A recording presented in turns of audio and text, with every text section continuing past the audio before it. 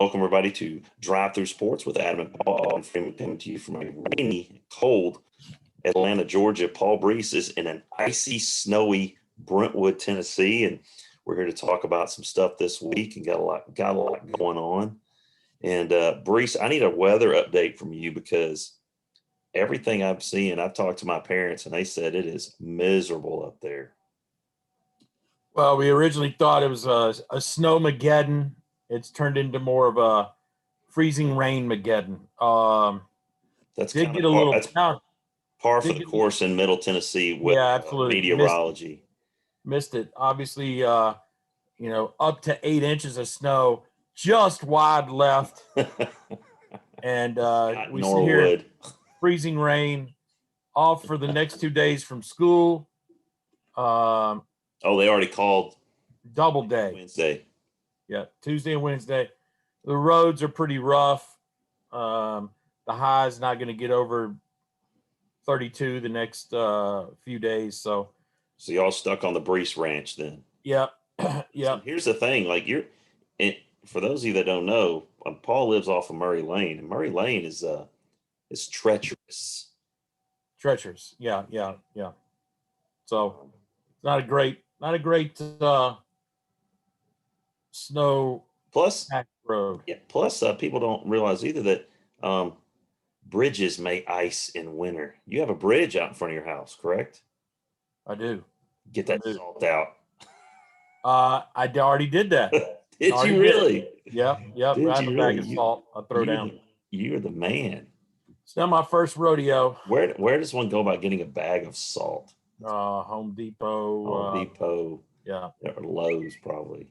Nice. Yep. So nice. I was really concerned there for a moment that seeing all the reports from Middle Tennessee and Kentucky and all areas that were being hit. I was like, dang, is Brees going to have power tonight?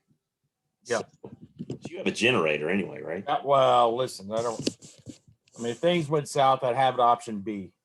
But okay.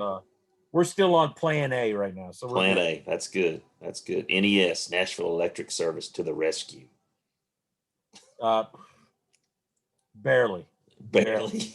Okay, so we mentioned this earlier in one of our other episodes, but so is there still a snowbird report? I know Bill Hall is long gone. Is there still a snowbird or no? No.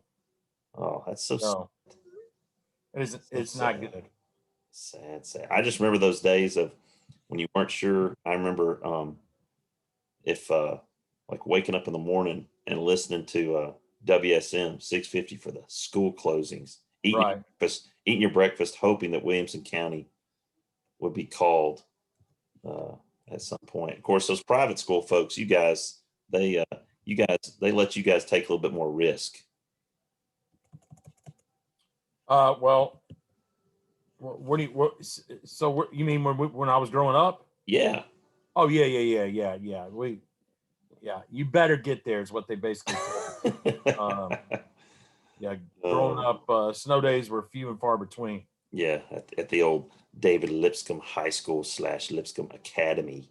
Don't call it that. Golly, hey man, well you got a Super Bowl champion running your football program over there, Trent Dilfer. No comment. No comment. All right, let's get right to topics tonight. This one is right out of Brees's mailbag. The Duke opt-outs, and it's no secret that I despise Duke, and any misgiving that could come to their basketball program will be welcomed by me. And Brees is no fan either. So when he mentioned this one, there's a significant opt-out for the rest of the season. So this guy, what's his reasoning? Who is he, and what's his reasoning? Well, it's a great question. Jalen Johnson, 6'8", Ford. He's a projected lottery pick, and he may see the writing of the Duke basketball season kind of just come crumbling down. Maybe doesn't want to be a part of it. Obviously, when you're in doubt, you could always blame COVID as your as this generation will. Yeah, 100%. This is going to be their excuse for everything moving forward, I'm afraid. I mean, Duke is 8-8, 6-6 in the ACC. you know, will they make? I mean, at one time, Adam, I think maybe you tweeted out, or no, I believe it's a friend of ours tweeted out about the blue bloods of basketball not being able, not making the tournament this year. Yeah, I think that was Jonathan Mooneyham. Yep. With So that wise tweet that he sent out and tagged us in. Yeah. I mean, you could have Kentucky definitely not making it. Duke, North Carolina got outside shot. Kansas will probably be in. Michigan State might not make it either. So, yeah, it's just been a strange year with that. But so no, like, I mean, you're thinking it's more he sees the writing on the wall. I'm not going to get the exposure that going to Duke normally means in this year with no fans, no crazies, no hype, nothing like that. Well, statistically, he's averaging about 11 points a game, 6 rebounds a game. The very interesting word that I heard through Twitter today was that his quote unquote camp. Okay. Oh, whenever you hear the word camp, everybody's got a camp. Then it is a obvious sign of trouble, of people steering you the wrong direction. And so bad advice. Jalen Johnson is getting some bad advice from his camp. And hey, good luck to him. This does, I don't know, does it put a black mark on his his NBA stock? I don't know. So, well, here's the thing that I've thought about, with a lot of these NBA GMs, this draft coming up. I mean, think about the body of work that they have to look at. It's not that much. I mean, outside of Cade Cunningham of Oklahoma State, I don't know that I haven't seen any college players that are absolutely NBA ready. And I've watched. What about the kid from Iowa? Well, he's NBA ready, Garza. I mean, but him and Cunningham are maybe your two guys. I mean, so if you've got a high draft, if you've got a top 5 pick this year, you're like, geez, I can't win. You're not going to get a whole lot of experience. I mean, unless you go for an upperclassman or something like that, because some of these guys, like you said, like the Jalen Johnsons, are playing half a season, opting out. So it's just one of those deals. But anyway, college basketball is strange. We'll get back to it in just a little bit. But some interesting news from college football, as our favorite coach to hate, I guess, in the SEC, or one of them, Gus Malzahn. I guess Auburn is still paying him, or they paid his buyout, correct? Yes. Okay. So it was what, 8, 10, 12 million, something like that. So he is going to be the new head man at UCF. Boss move, soft move. That's a tremendous move. Okay, let me tell you something, Adam. As a Tennessee fan, right? You just got their old coach. And not only did we get their old coach, we also got their old athletic director. And there's no defensive coordinator who wants to work with this guy. Correct. And the whole point is another shambles by the Volunteers. I mean, and then who profits off this? Central Florida.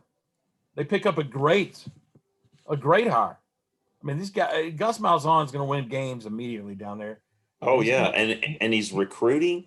In the area that he's recruiting, Central Florida, Miami, the Panhandle. I mean, he's got access to all that, plus Alabama, Arkansas, Louisiana. I mean, I think this is great for them. I mean, does this put them back in? I think this cements Central Florida as a top 20 team for the next 5 years, probably. Well, Gus Malzahn is Central Florida is going to be a quick stop for him. Okay, if he pulls off a 9-2 season, 10-1, yeah, he'll be back into the big time, making what I call real money. So, good for Central Florida. Another shank of special teams punt by the Vols.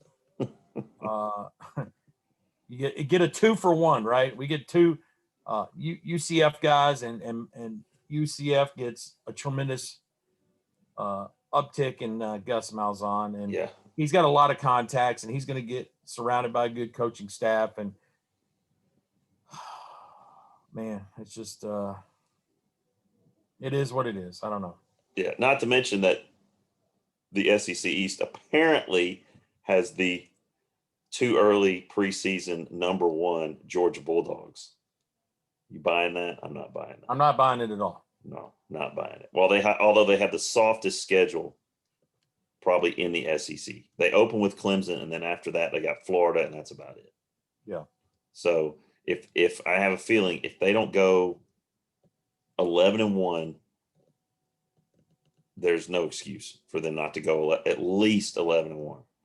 But if they don't make the playoff this year, I think people are going to start to.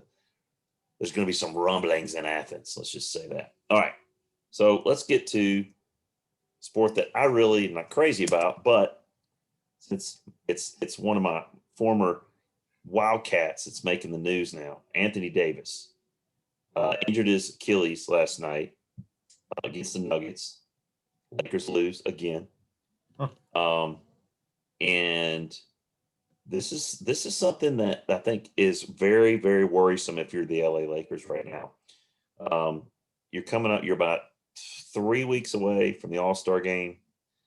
I don't think, and Shannon Sharp made a good point on Undisputed today, talking about how long he should be out. This is a chronic thing, and the fact that there was such little lag time between the bubble and the new season, I think guys like AD, taller guys, big guys, I think he looks heavier than I've ever seen him in his playing career ever, and carrying a little bit more weight. And this is not something that you rush back from. I think minimum 3 weeks. I think we don't see AD until after the All-Star break. At the minimum, LeBron's going to have to carry this team with some different characters stepping up. What does this mean for the Lakers moving forward, Paul, in the West? Well, I believe it puts a lot of pressure on LeBron for sure. I mean, no days off for him now while AD yeah, on the bench. I mean, yeah, 100%. yeah, I mean he's going to have to play 40 minutes a night until AD gets back. You know, you're talking about Anthony Davis maybe looking out of shape. I attribute that to maybe one or two things, right? You're in the bubble, right? You're getting your box meals sent to you every day of exactly what you are supposed to eat. You know, I mean, it's like you're being watched 24/7 in the bubble. You can't get out, and you know, when you're feeling bored, I mean, you can't just go snack, right? No. You're probably working out, you're doing stuff. Now you leave the bubble, and now there's a freedom to move about the cabin, as I like to say. Yeah. And maybe AD was hitting the In-N-Out burger, maybe, I don't know. But here's what I do know: the LA Chicken and Clippers, waffles. yeah, Yep. the LA Clippers, they got their own problems, but they definitely see the window is open, and if they got to make a run now. If they can do it here in the next month to try to gain some momentum. Yeah, well, the West is interesting because I mean, the Nuggets, despite AD's injury last night, they beat the Lakers pretty handily. They're scoring points. They got guys that can score. And the Jazz, they can score, they can shoot. They've got a lot of guys that can shoot. Outside of LeBron doing his thing, I mean, I don't think they're a lock repeat at all. I mean, I'm sure they're a favorite in the West, but I'm looking at the Nuggets, man. The Nuggets and the Jazz, I think they're going to be contenders. I think they're teams that you could see in the conference finals for sure. And with this injury, man, it really hurts because you don't want to drop below the 2 in the West, I don't think. Yeah. That's where they are now, and you don't want to drop below that. So could be interesting to see how it plays out. But again, I won't watch until at least the conference finals. Let me say this while you were harping on the Nuggets. Uh, I took a futures bet, and I bet Nuggets to win the NBA championship, and it's a big payout if the Nuggets can pull through for me. I like you. I like you. I mean, I think that's a solid take. Um, this is our hot takes, and I think that's definitely one that that is maybe worth the risk because there's a big upside to the Nuggets. Big upside. All Yeah. right. So now something close to my heart here. My Wildcats. So my Wildcats tried their hardest to blow a 14-point lead at home against Auburn on Saturday. And they didn't do it. They held on somehow. They went 82-80, and they played Vandy Wednesday night in Memorial. Supposedly, if they can get there, right? I mean, that's kind of the thing with the weather. Yeah. And they Yep. even get there to have Yep. this game. So if they play on Wednesday, can UK get two in a row against Vandy? They only beat them by 3 at Rupp, but they are playing better now. I think they're kind of figuring it out a little bit. Got a little bit of confidence coming off that Auburn win. They're shooting the ball a lot better. I mean, they hit 15 threes against Arkansas and still lost. Don't know how that happened, but it did. And I think they hit 10 the other night. So shooting the ball better. Can UK win in Memorial against Vandy, make it 2 in a row? Yes. Absolutely. Yeah. But Vanderbilt just came off an impressive win the other day. I believe that was SEC win number 2 for Jerry Stackhouse. Yeah. By the way, not a fan favorite in for me or a lot of other Vanderbilt fans. Really? Yeah, yeah. So I think I mean, you got to think of it this way: Scottie Pippen Jr. landed in his lap because of the Yeah. connection, right? Yeah. But he hasn't really brought in anybody else, No. and that's going to be a problem when Scottie Pippen Jr. Uh, heads out the door. So, but yes, I think Kentucky, obviously, I mean, they're going to take it. Right? You don't want it to overlook it. No, and they shouldn't because they only won by 3 at home, and that was on almost like on a last second. It was 74-74, and Mintz hit a 3 from the corner with like Right. seconds left to give them the lead. It was a close game. In fact, Vanderbilt had the lead most of the game. Yeah.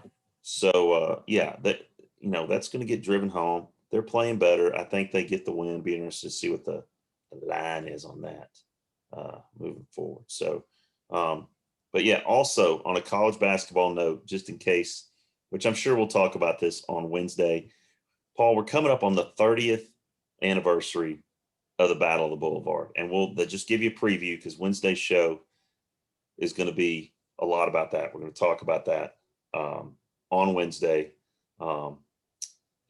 So yeah, big doings. It'd be great if you know what, I may reach out to Hutch and see if we can get him on for the 30th anniversary Battle of the Bull. That would be great, wouldn't it? Yeah.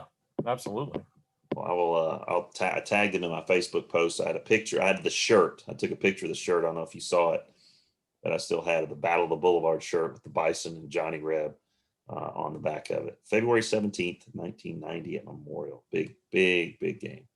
All right. So for me, the hits just keep on coming, folks. We're world champs, LA Dodgers, and we get back our heart.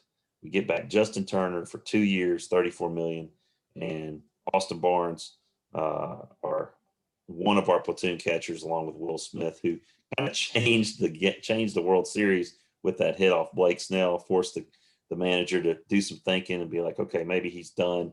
I think I'll take him out. Barnes doesn't get that hit. Who knows what happens? So we get those two guys back.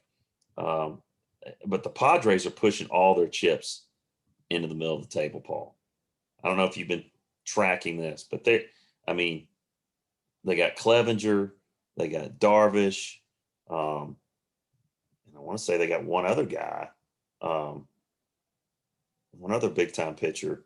And then they got Melanson from the Braves as a closer. Um, Offensively, I don't think they made any major issues. It was majorly just to shore up their pitching staff. But they're pushing all their chips in to try and keep the Dodgers from winning their 11th straight division title. But these two things right here. That's all the arbitration for the Dodgers. They got the guys they needed to get signed, get under contract, and going to try to go for 2 in a row. It's hard. Baseball's got to be the toughest to repeat. Would you agree? Yeah, absolutely. With all the games played, 100%. Yeah, all the injuries that could happen, Yep. and Yep. the slumps, and all this sort of stuff. And right. Yeah, I think baseball is definitely the hardest to repeat. All right, so as you guys know, one of our favorite things to do here on Drive Through Sports with Adam and Paul is the human interest side of Drive Through Sports. And Brees, I didn't give you a heads up on this one because I literally just thought about it right after you texted me saying you were ready to roll on this. So let's move to the human interest part of this. So, everybody, you grow up, you want to get married, get a family, you want to buy a house, right? Okay. Like how long had you been married before you got your first house? Oh, let's see. I don't know. It's a good question. Maybe 5 years. Okay. And was 4 years? I don't know. Yeah. Where were you guys? Where was your first house? Donaldson. Okay. Right down the road from Opryland. Okay. That's right. Yeah, our first house, I think we were married about a year and a half, almost a year and a half, year and like 5 months. We got our first house, a little 3-bedroom, 2-bath. I still go drive by it every now and then. Take a look at the retaining wall that I spent a week building, still there. So it's something that we all aspire to, is owning our own home. But I got to thinking this week, mainly because of some things that are going on here, that there's certain pros, but there are also certain woes that come with home ownership, Paul, as you well know. So I thought I'd share one. You could share one of yours as well.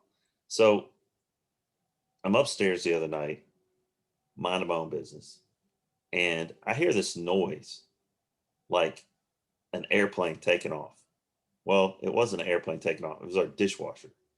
So our dishwasher starts making this racket, and I'm just praying that there's not like water leaking out from underneath and all this sort of stuff.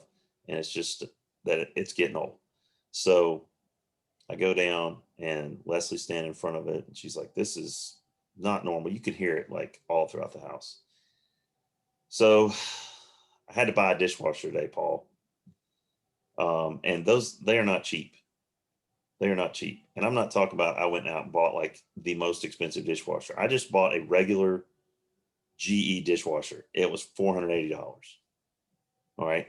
So there comes certain expenses with buying a house that are unexpected. I did not expect on my winter break to be putting a dishwasher and buying a dishwasher. So there's those unexpected things. The heat goes out, the AC goes out, pipes leak, all this sort of stuff. What's one of your biggest, like in any of your homes, like a big, massive expense that you got hit with that you were not expecting? First house. Well, obviously there's always been something, right? As you talk about, but our very first house was a brand new build. We all of a sudden had this torrential downpour, which commonly takes place in Middle Tennessee. And all of a sudden there's just a flood coming through my roof.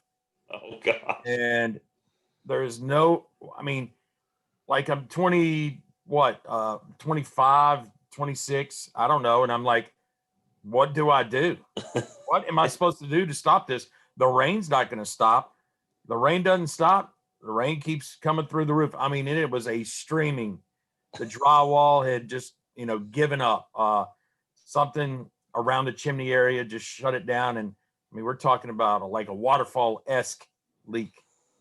Uh, you know, and I was ready. I had a tarp in hand, ready to go up to the roof and, make it happen. I mean, Tornado Alley and Donaldson, the lightning, and it was a helpless situation. That's one of the ones that I can remember. Like, I have no control over this. I So, couldn't correct it.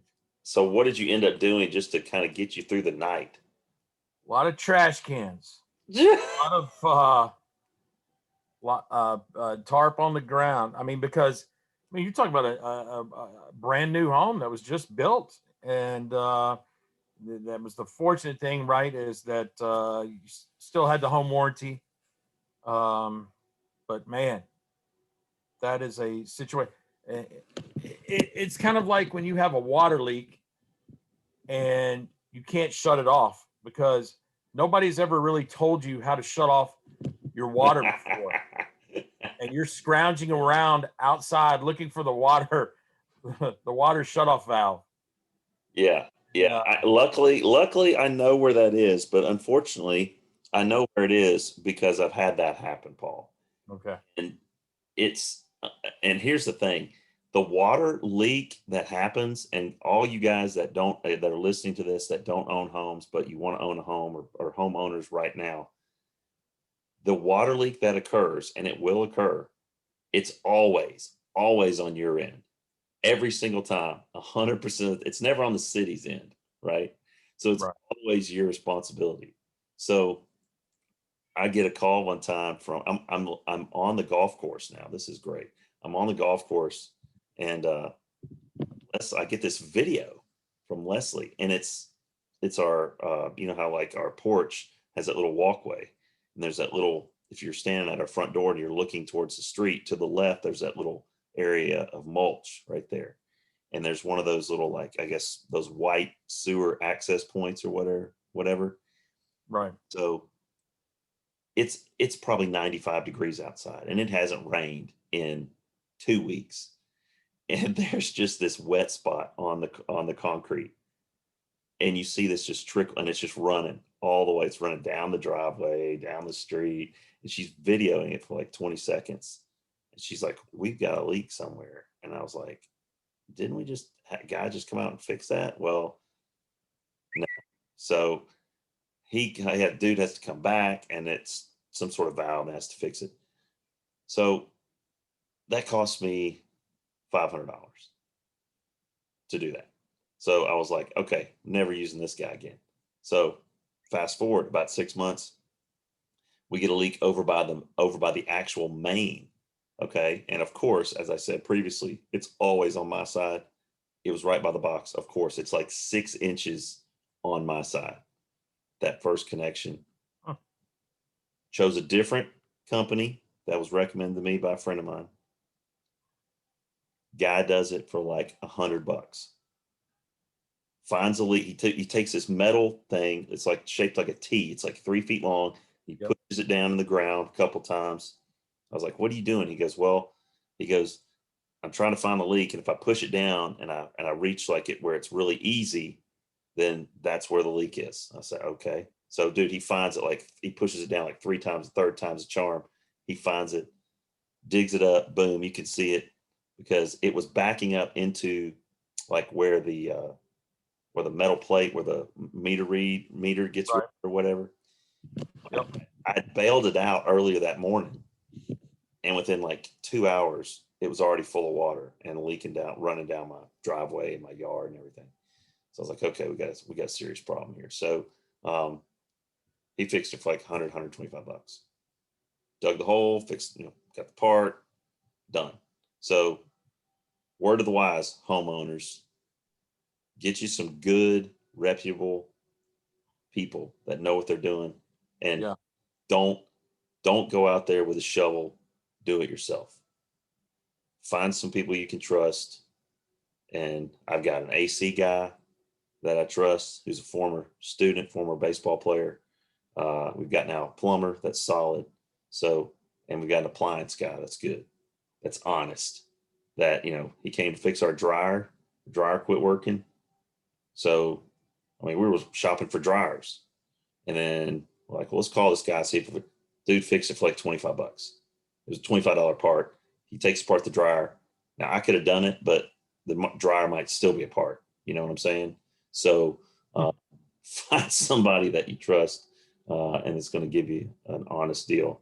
But those are some of the woes, man. Home ownership, it happens, and you can never be fully prepared, but you're gonna have to open your wallet at some point when it comes to home ownership, whether it's a roof, an air conditioning unit, a leak, like you said, Paul. Uh, and it doesn't always have to be inside the house; it can be in your yard too. So, all right, man. Well, guys, we're gonna end tonight's episode with the woes of home ownership. We hope you enjoyed it. We're gonna be back on, what do you say, tomorrow, Brees, or Wednesday? Listen, I'm You're ready to you're go, man. you're available tomorrow night because you'll be iced in. Iced in. I'm available. Yeah, let's make it We'll happen. we'll hit you up. We'll have another episode tomorrow night, February the 16th. And for Paul Brees and Icy Brentwood, I'm Adam Freeman. You've been listening to Drive Through Sports with Adam and Paul.